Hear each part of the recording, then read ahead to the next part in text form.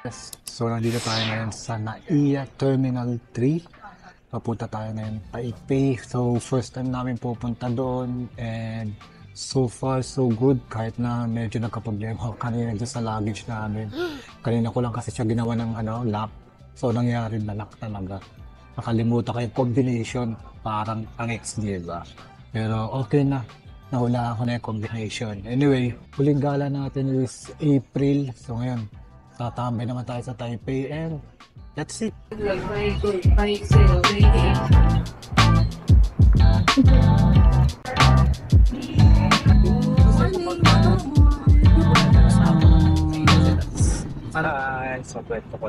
Rule number 1 guys, huwag kayong mag-vlog sa eroplano. Ang maririnig nyo lang ay yung ugong ng makina. So basically, ang sasabihin ko lang dito, magkaiwalay kami ng seat ni Jamie. Pero, nag-request kami na magkatabi. At buti may bakante pa na window seat. Na-approve naman. Salamat si Bupak.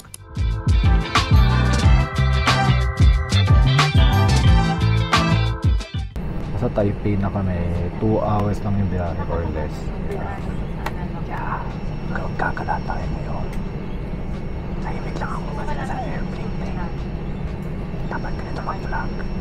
Tahimik, diba? Medyo mahaba pa yung pila, kaya upo muna tayo. Hindi mo tayo nagmamadali. Kaya pahinga muna, diba?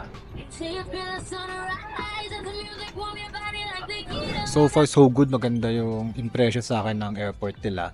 Hindi siya ganun kabongga katulad ng nasa Tokyo, no, or Osaka. Pero lagi ko titignan yung CR eh. Malinis, hindi mapanghi. Tapos maliwanag. So it's a big plus.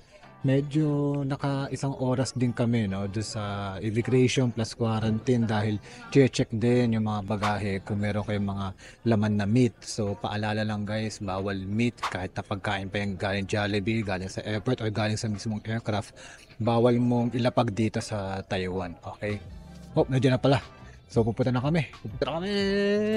Nakapila tayo ngayon dito sa Taiwan Lucky Land.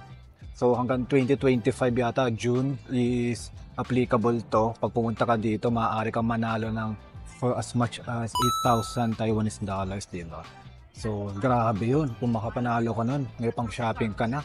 So that is around 10,000 pesos. Sana manalo tayo, no? Sana. Medyo mahaba pila. Pero yun, may mga nagpapalit na. Magkano kayo na palalunan nila, diba? Excited! Ready ang QR code. Wow!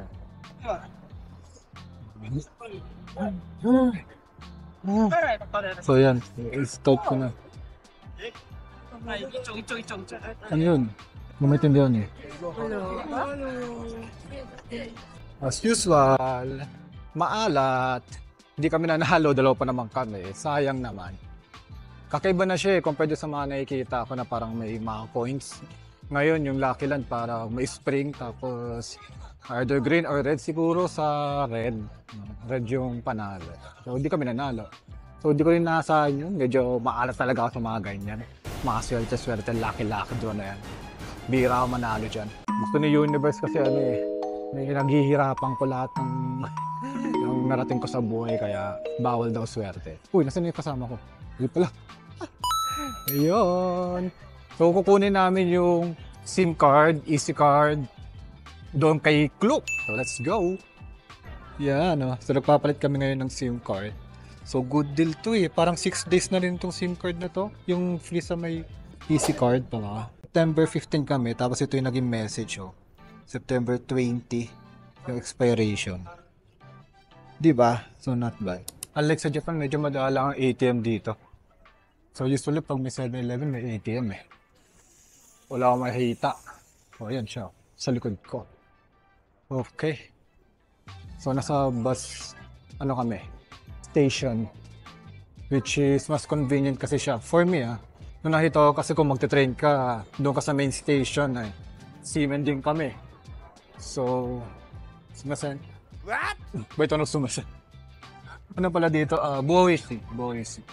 Wala akong nakita ATM. Baka nasa taas yung ATM lahat. Anyway, either angat na lang ako or baka sa Siemens na lang ako mag-withdraw. Okay. Wala eh. Ito yung tsura ng bus station. Ano? Simple lang, di ba? Lamig-lamig. Ayan siya. Tambay lang kasi lobat na siya. Tambay! So, nasa bus na kami. And ibang iba sa Japan, syempre. Parang Pinas lang din. 桃园机场货运站到了 cargo Di station。 pa talaga marunong mag-vlog. Nakalimutan kong i-vlog yung pagkain namin kanina kasi gutom na. Pero may kita nyo naman yun sa mga FB namin or IG. Naka-reels na yun. So, simple lang siya. Mura lang. Dalawa na kami, 220. Parang ako pa nahiya eh. Pero kasi medyo may nakita akong Ayun nga eh, parang ako nga nahiya na parang, alam, baka isipin na pag isang tao lang yun. Kasi pag nakikita niyo yung mga ano dito, store, parang lagi may nakalagay, one dish per person. Kumbaga, hindi pwedeng isa lang orderin mo tapos i-occupy mo yung dalawang upuan. Ayaw nilang gano'n. So, medyo mainit. Na-expect ko humid. Pero hindi naman ganun ka-humid eh. Kasi di pa ganun kalagkit. Ayun, yun lang. Para kami nasa Japan. Pakita ko. Oh, ha?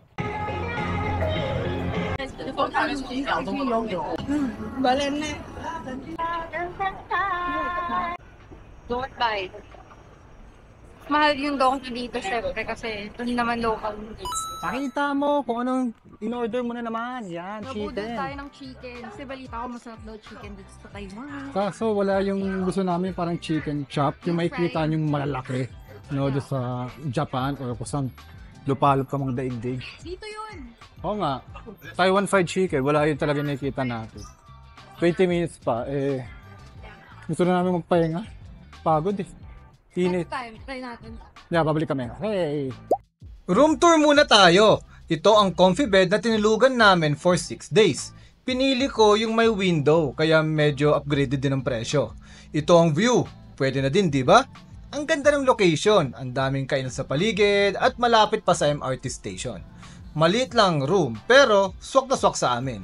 See-through ang CR pero may cover naman for privacy, kahit mag-asawa na kami. Wow, ganda ng room namin. Shala.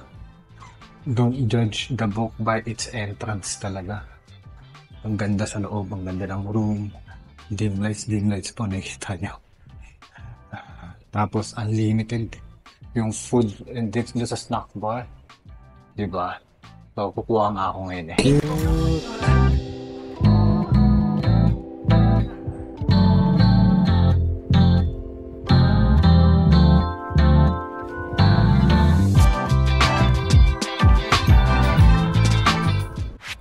So yun, pupunta na tayo sa taas.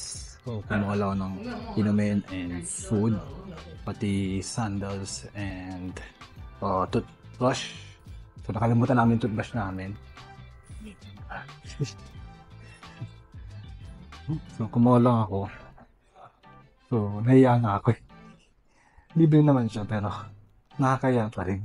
Hindi ako sanay na nalilibre. Pero alam kong binayaran ko naman ito. Ayun o. Diba? Lakas ko, diba? Dami kong binubuhat. Mamaya si Jamie naman. Pakuhanin ko para hindi nakakaya. Pakita ko Tama itsura ng kamay ko ngayon. Ayun o. Oo. Sana nakikita nyo. Ayun. Tapos ito yung sa harap. Oh, diba? Oo, ayun yung card ko. Ito yung ilamin.